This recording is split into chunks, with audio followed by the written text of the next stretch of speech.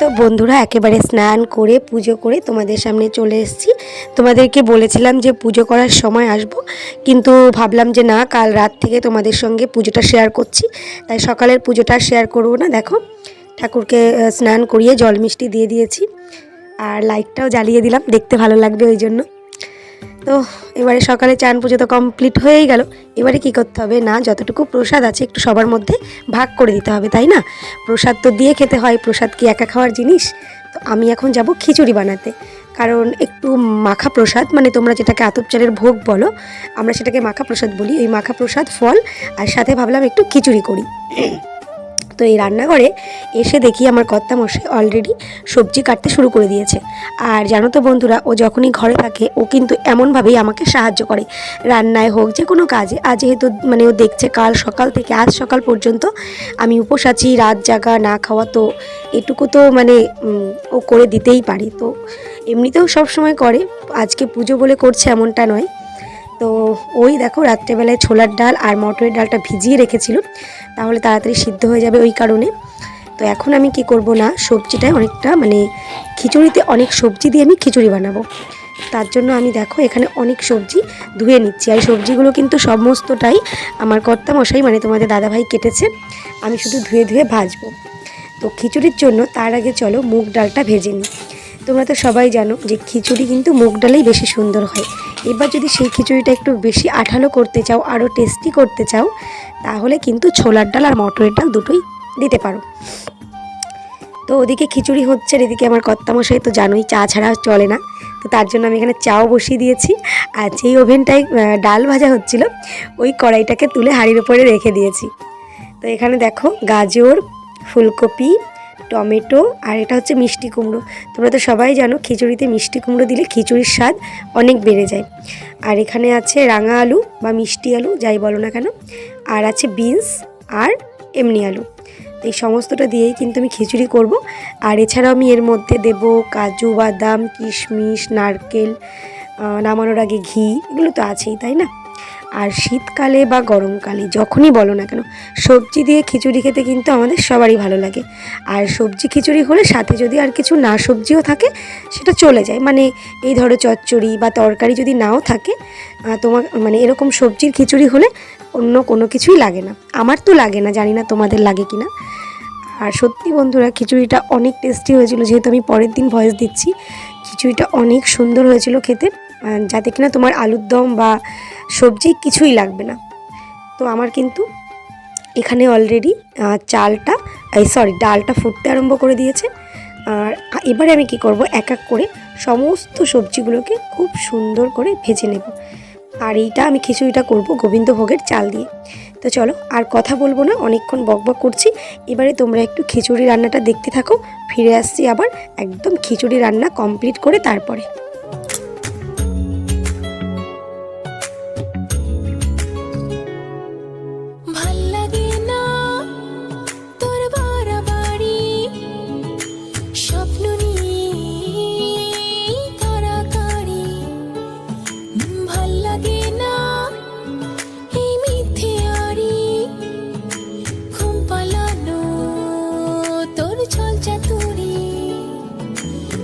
পাহাড়ে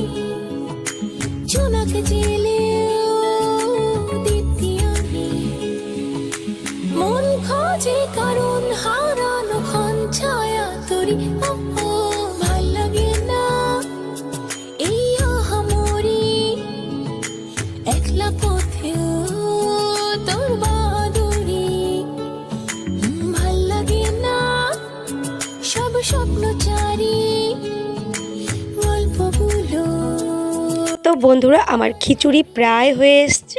এবার আমি এর ভেতরে দিয়ে দিচ্ছি কিন্তু কিশমিশগুলোকে ভালো করে ধুয়ে আমি জলে ভিজিয়ে রেখেছিলাম। এবার আমি খিচুড়িতে দিয়ে দিয়েছি। যেহেতু খিচুড়িটা কমপ্লিট, এবার আমাকে ফোড়ন দিতে হবে। তার জন্য সর্ষের তেল গরম করে 5 ফোড়ন, শুকনো লঙ্কা আর তেজপাতা আমি তেলের মধ্যে দিয়ে ভালো করে নাড়িয়ে চাড়িয়ে একটু আদা আর কাঁচা লঙ্কা বেটে রেখেছিলাম, সেটা দিয়ে দিলাম। সমস্ত মশলাটা ভালো করে নাড়িয়ে এবারে ওইটাকে খিচুড়ির মধ্যে রেখে দিলাম। আর খিচুড়িটা এত বেশি হয়ে গিয়েছিল বন্ধুরা যে হাঁড়ির থেকে নামিয়ে আমাকে এই কী বলে এটাকে আর কি গাবলায় করে করতে হয়েছিল।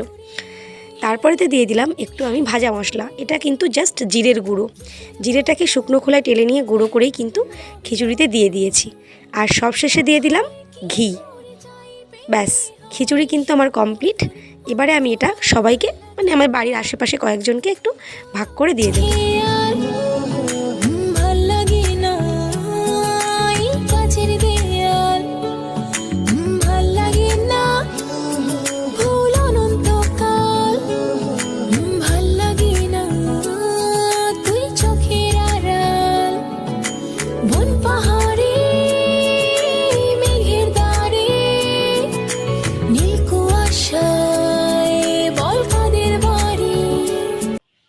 গুড ইভিনিং বন্ধুরা, এখন বাজে ওই বিকাল 5টা মতো। আমি ছাদে চলে এসেছি কুল খাওয়ার জন্য। এই যে কুলগুলো দেখতে পাচ্ছ, মা পাঠিয়েছিল, একদম সবুজ কাঁচা কুল। খাবো খাবো করে আর খাওয়াই হচ্ছে না। তো এখন দেখি পেকে একদম টলমলো হয়ে গেছে। আর এই যে বাটিতে দেখতে পাচ্ছ, এটা হচ্ছে শুকনো লঙ্কা আর লবণ শিলনোড়ায় বাটা। বিয়ের আগে আমরা এভাবে অনেক কুল খেতাম, সেই দিনগুলোর কথা মনে পড়ে যাচ্ছে। বাট কাঁচা কুল হলে এটা বেশি টেস্টি লাগে খেতে। আর আমি এখানে যে অরিজিনাল কথাগুলো বলেছি সেটা আমি মিউট করেছি বাধ্য হয়ে, কারণ আমার পাশের বাড়ি কালী পুজো, একদম পাশের বাড়ি। এত জোরে মাইক বাজছিল, তোমাদের আমি অরিজিনাল ভয়েসটা একটু শোনাবো। যে কারণে আমি ভয় পাচ্ছিলাম, একেতে তো কথা আমার শুনতে পারবেই না, আবার বুঝতেই পারছো আমরা কপিরাইটের ভয় পাই। এখানে আমি আর তোজো এসেছিলাম বিকালবেলা ছাদে একটু হাওয়া খেতে আর কি, ঘুরে বেড়াতে, এই জন্য। তো তোমাদেরকে আমি অরিজিনাল ভয়েসটা একটু শোনাই, শোনো। পাশে বাড়িতে পুজো হচ্ছে কিনা, ওইখানে বক্স বাজছে, তো চলো শুনতে পেয়েছো? তো চলো বন্ধুরা ঘরে যাই, ঘরে গিয়ে আবার কথা হবে। এখানেও সেম গল্প, যা কথা বলেছি কিছুই তোমাদেরকে আমি শোনাতে পারছি না, তার জন্য আমি অনেক অনেক দুঃখিত বন্ধুরা, সরি। বুঝতেই পারছো একদম মনে হচ্ছে বক্সটা কানের গোড়ায় বাজছে। তো সন্ধ্যাবেলায় আমি ঠাকুরকে সন্ধ্যা আরতি করে দিয়েছি। আর দেখতে পাচ্ছ লাইটটা জ্বলছে, কি ভালো লাগছে। আমার মনে হচ্ছে যেন আজকেও আমার মধ্যে পুজো পুজো ফিল হচ্ছে। আর শিব পুজো না আমার কাছে সত্যি একটা আলাদা আবেগ, সেটা তো তোমাদেরকে আমি কালকের ভিডিওতে বলেছি। আর এখন তোজবাবু খাচ্ছে লাড্ডু, আর আমি এখানে বসে বসে তোমাদের সঙ্গে অনেক গল্প করেছি, কিন্তু কি বলেছি আমি নিজেই ভুলে গেছি। তার এটাই কারণ এখন একদিন পরে যেহেতু ভয়েস দিচ্ছি, তো সত্যি আর মাথায় নেই। আমি যদি অরিজিনাল ভাষা তোমাদের শোনাতে পারতাম সত্যিই ভালো হতো। তো এর মধ্যেই তোমাদের দাদাভাই নিয়ে এসছে ফুচকা। আর সত্যি কালকে সারাদিন উপোস থাকার পর ফুচকা খাওয়া ঠিক নয়, কিন্তু এটা দেখে না আমি সত্যি লোভ সামলাতে পারলাম না, জিভে আমার জল এসে গেল। তাও তোমাদেরও জিভে জল এসে যাবে, জাস্ট ওয়েট অ্যান্ড ওয়াচ। ফুচকাটা ফাটিয়ে এর ভেতরে আলুর পুরটা ভরে, ওফ আমি বলতে পারছি না, টক জলের মধ্যে চুবিয়ে ব্যাস মুখের মধ্যে ভরলেই কড়মড় কড়মড় করে যে আওয়াজটা হয়, ওটা আর কোনো কিছুর সঙ্গে তুলনা করা যাবে না। এখানে তোজবাবু আর আমি ফুচকাগুলো খাবো, কারণ তোমাদের দাদাভাই অতটা ফুচকা পছন্দ করে না। তো ফুচকা খেয়ে তোজবাবুকে বই পড়িয়েছিলাম, তারপরে গিয়ে ওকে পড়াশোনা করিয়ে আবার বললাম তোমাদের পাশের বাড়িতে কালী পুজো, তো ওখানে যাওয়ার জন্য রেডি হচ্ছিলাম। জানো তো বন্ধুরা, আমি কোথাও পুজো বাড়ি বা কোনো অনুষ্ঠান বাড়ি গেলে শাড়ি পরে যেতে একটু বেশি ভালোবাসি। অন্য কোথাও ঘুরতে গেলাম হাজব্যান্ডের সাথে, সেখানে জিন্স ঠিক আছে, কি তাই না বলো? হ্যালো বন্ধুরা, গুড ইভিনিং বলা যায় কি, কারণ এখন প্রায় রাত 10টা বাজতে চললো। তো আমরা এখন মা ছেলেরা 10টার সময় রেডি হয়ে কোথায় যাচ্ছি? আমাদের পাশের বাড়িতেই কালী পুজো, সেখানে যাচ্ছি আমরা এখন। তো পাশেই, একদম পাশের বাড়িতে, তো এই কারণেই এত রাত। তোমাদের দাদাভাই গেছে কাকিমাকে একটু দেখতে, আর তার মধ্যে দেখো আমি আর তোজবাবু একদম রেডি হয়ে গেছি। তো আমার মনে হচ্ছে না কোথাও একটা মিসিং লাগছে।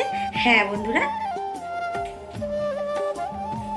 এবার বলো কেমন লাগছে? হ্যাঁ, হিন্দু বউ হয়ে যদি এই মাথা ভর্তি সিঁদুর আর টিপ না পরা হয় না, তাহলে মনে হয় যেন সাজ কমপ্লিটই হয় না। মাথা ভর্তি নয়, মানে সিঁদুর আর টিপ, এই দুটো জিনিস যদি আমি না পরি না, আমার মনে হয় আমার সাজ আনকমপ্লিটই রয়ে গেল। আমি যতই ভালো করে সাজি না কেন, সিঁদুরটা না পরলে না আমার মনে হয় যেন কী যেন একটা পরিনি। অনেকে আছে এখন, সেটা যাদের ব্যক্তিগত ব্যাপার, কে পরে কি কে পরে না, কিন্তু আমার খুব ভালো লাগে। আমার মনে হয় যে আমাকে সিঁদুর পরলেই বেশি মিষ্টি লাগে। আর দেখো বন্ধুরা, আর টিপ পরলে আমার বর বেশি খুশি হয়, ও মানে টিপ পরাটা ভীষণ পছন্দ করে, তাই টিপটাও পরে নিলাম, পরে একদম রেডি হয়ে গেছি। শুধু গলায় মঙ্গলসূত্রটা পরবো, যেটা কালকে পরেছিলাম শিবরাত্রির দিনে। ওই মঙ্গলসূত্রটা জানো তো বন্ধুরা, তোমাদের দাদাভাই আমাকে ফুলসজ্জায় গিফট করেছিল, তো সেটা পরে নেবো। আর এটা হচ্ছে আমার বিয়ের কানের, তোমাদেরকে তো বললাম বিকালে। আর এই যে সেই বার্থডের আংটিটা। তো চলো এবার এই মঙ্গলসূত্রটা পরে একদম ফাইনাল লুকে তোমাদের সামনে আসছি। তো চলো, মাঝখানে একটু বক্সটা বন্ধ করাতে অরিজিনাল ভয়েসটা শোনাতে পারলাম। এখানেও আবার গান চালু হয়ে গেছে, আবার ওভার ভয়েস দিতে হচ্ছে। আর এত হাসছিলাম কেন জানো তো, তোজবাবু এত বদমাশি করছিল যে আমি রাগ করে বলেছি তোকে নিয়ে যাব না, তাই বাবু গুসা করে খাটে বসে আছে। তার জন্য ও এখন ক্যামেরার সামনে আসতে চাইছে না, তোমাদের সঙ্গে কথাও বলবে না।